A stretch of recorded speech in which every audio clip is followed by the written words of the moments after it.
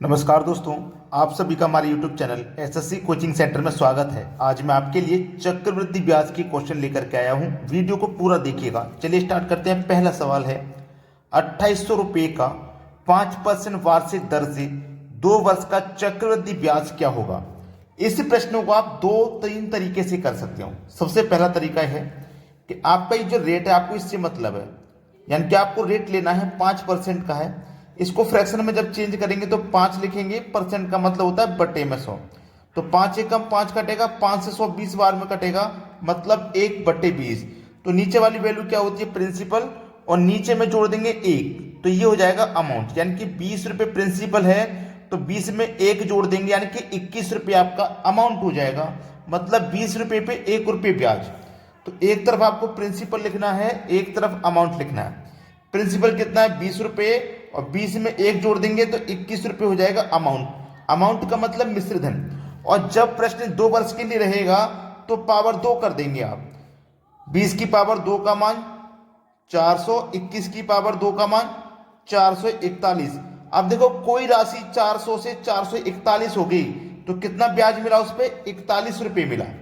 ठीक है, 41 रुपये उस पर ब्याज मिला। अब देखिएगा हमारे पास प्रिंसिपल कितना है 400, और रियल में प्रिंसिपल कितना है 2800। तो 400 से 2800 कितने गुना पर है, 4 सत्ते 28, मतलब 7 गुना है।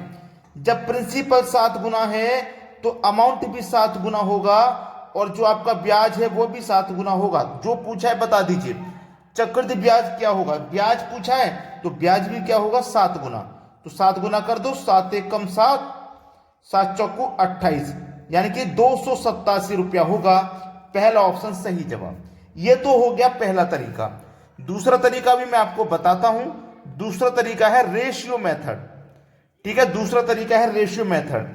जब 2 वर्ष का चक्रवृद्धि ब्याज पूछेगा तो रेशियो मेथड होता है 2 वर्ष का 2:1। ठीक है, 2:1 होता है 2 वर्ष का जब निकालेंगे आप। तो आपके पास अमाउंट कितना है 2800 रुपया है, रेट कितना है 5% का। तो 2800 का 5% निकालो, परसेंट का मतलब बट्टे में 100। 2 जीरो से 2 जीरो कट गए, 5 अट्ठे 40 का जीरो हासिल लगे 4, 5 दुने का 10 और 4 14, मतलब 140 हो गया। इस 140 को पहले वाले रेशियो के ऊपर लिखिए। अब 140 का क्या करेंगे, फिर से हम निकालेंगे 5%, परसेंट का मतलब बटे में 100। तो एक कटाएंगे, जीरो से जीरो कट जाएगा, 14 पंजे 70 हो गया, और 70 में 10 से हम डिवाइड देंगे तो जीरो से जीरो कटेगा, कितना बचेगा 7। तो इस 7 को इस दूसरे रेशियो के ऊपर लिख दीजिए।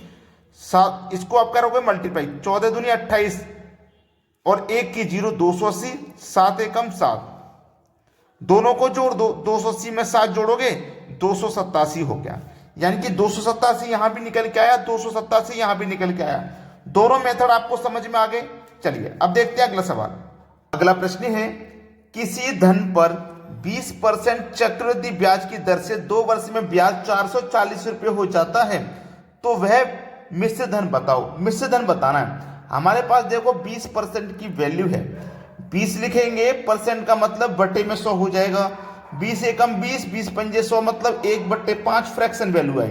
नीचे वाली वैल्यू प्रिंसिपल, नीचे में 1 ऊपर वाली वैल्यू को जोड़ देंगे, अमाउंट हो जाएगा। तो एक तरफ प्रिंसिपल लिखो, एक तरफ अमाउंट। प्रिंसिपल कितना हो गया 5, और 5 में 1 जोड़ देंगे तो 6 आपका अमाउंट हो जाएगा। और जब प्रश्न 2 वर्ष के लिए है तो पावर आप 2 कर देंगे। तो 5 की पावर 2 का मान हो जाएगा 25, 6 की पावर 2 का मान 36। कोई राशि 25 थी, बढ़ करके 36 हो गई, ब्याज उस पर कितना लगा 11 रुपए का। यही तो है। अब देखो ब्याज हमारा कितना है 11 है, और ब्याज हमारा रियल में कितना हो गया, ब्याज हमारा रियल में कितना हो गया, कोई राशि हमारे पास 440 रुपये हो जाती है। समझना प्रश्न को, कोई राशि हमारे पास 440 हो गई, तो 440 जो राशि हुई है वो ब्याज लगने के बाद में ही तो हुई है। देखो प्रश्न को फिर से बता रहा हूं। किसी धन पर 20% चक्रवृद्धि ब्याज की दर से 2 वर्ष में ब्याज 440 रुपये हो गया। 2 वर्ष में ब्याज कितना हो गया 440। यहां ब्याज देखो 11 है, यहां कितना है 440, कितना यहां पे 440। तो 11 से 440 हो गया, कितने गुना हो गया, आप बोलेंगे सर 40 गुना हो गया। जब ये ब्याज 40 गुना है तो ये जो अमाउंट है ना ये भी 40 गुना होगा, और ये जो प्रिंसिपल है ना ये भी 40 गुना होगा। जो पूछा है बता दीजिए। मिश्र धन पूछा है, मिश्र धन बताना है। तो मिश्र धन भी यानी कि अमाउंट भी 40 गुना होगा। तो 36 का 40 गुना कर दो, ये 0 आ जाएगा लास्ट में। 4 6 24 का 4 हासिल लगे 2, 4 तिया 12, 12 में हासिल कर 2 जोड़ देंगे 14, यानी कि 1440 रुपये आपके प्रश्न का बिल्कुल सही जवाब हो जाएगा। 1440 यानी कि बी ऑप्शन। अब देखते हैं अगला सवाल। अगला प्रश्न है, किसी धन का 33.1/3% चक्रवृद्धि ब्याज की दर से 2 वर्ष में मिश्र धन 6400 रुपये हो जाता है, तो चक्रवृद्धि ब्याज बताओ। हमारे पास क्या दिया गया, 33.1/3%। इसकी फ्रैक्शन वैल्यू होती है 1/3, नीचे वाली वैल्यू प्रिंसिपल, 3 में 1 जोड़ देंगे 4 आपका अमाउंट हो जाएगा। तो एक तरफ प्रिंसिपल लिखिए, एक तरफ अमाउंट। प्रिंसिपल कितना है 3, अमाउंट कितना है 3 में 1 जोड़ देंगे 4 अमाउंट है। जब प्रश्न 2 वर्ष के लिए है तो पावर 2 कर देंगे, अगर 3 वर्ष के लिए होता प्रश्न तो पावर 3 कर देते, और 4 वर्ष के लिए होता तो पावर 4 कर देते। 3 की पावर 2 का मान 9, 4 की पावर 2 का मान 16। कोई राशि 9 रुपये थी, 9 रुपये से बढ़ के 16 रुपये हो गई, तो ब्याज उस पर कितना मिल गया हमको, 7 रुपये। अब देखिएगा प्रश्न में क्या बोला गया। प्रश्न में 2 वर्ष में मिश्र धन 6400 रुपये हो गया। मिश्र धन मतलब अमाउंट, अमाउंट देखो यहाँ पे कितना है 16, और यहाँ पर रियल में कितना है 6400 है। तो 16 से 6400 कितने गुना है, आप बोलेंगे सर 400 गुना है। जब अमाउंट 400 गुना है तो ब्याज भी आपका 400 गुना होगा, और जो प्रिंसिपल है वो भी 400 गुना होगा। जो पूछा है बता दीजिए, चक्रवृद्धि ब्याज बताओ, यानी कि ब्याज भी 400 गुना होगा। तो 4 सत्ते 28 और 2 जीरो, यानी कि ब्याज कितना होगा 2800 रुपये होगा ब्याज। ये है आपके सवाल का बिल्कुल सही जवाब, सी ऑप्शन। क्लियर हो गया ना सभी को प्रश्न। अब देखते हैं अगला सवाल। अगला प्रश्न है, यदि किसी निश्चित धन का 3 वर्ष में 10% की दर से चक्रवृद्धि ब्याज 993 रुपये है, तो साधारण ब्याज क्या होगा। बहुत अच्छा सवाल है। देखो हमें क्या दिया गया, 10% की 10, इसकी फ्रैक्शन वैल्यू निकालेंगे तो 10% का मतलब बटे में 100, 10 एकम 10, 10 से 10 बार में कट जाएगा 100, 1/10। नीचे वाली वैल्यू प्रिंसिपल, 10 में 1 जोड़ देंगे 11 अमाउंट। एक तरफ प्रिंसिपल लिखो, एक तरफ अमाउंट। प्रिंसिपल 10, 10 में 1 जोड़ देंगे 11 अमाउंट। प्रश्न 3 वर्ष के लिए है तो पावर 3 कर देंगे। 10 की पावर 3 का मान 1000, और 11 की पावर 3 का मान 1331। आपको ये पावर मालूम होनी चाहिए, यानी कि स्क्वायर और क्यूब आपको याद होने चाहिए।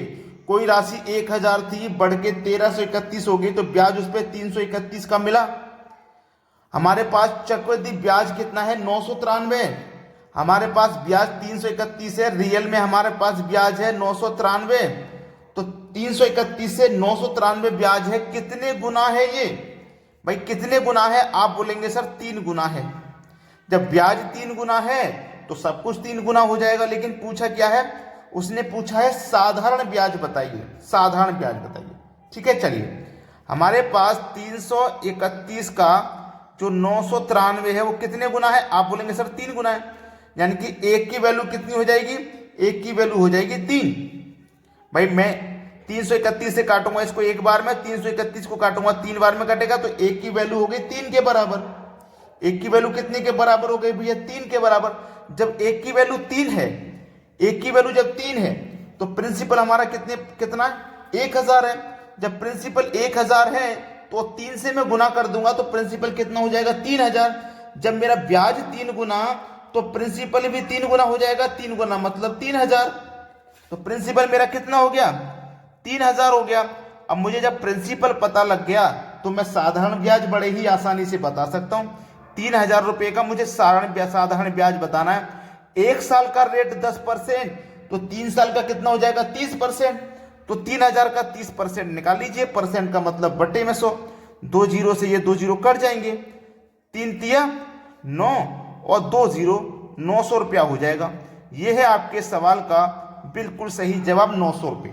सी ऑप्शन प्रश्न का बिल्कुल सही जवाब है। अब देखते हैं अगला सवाल।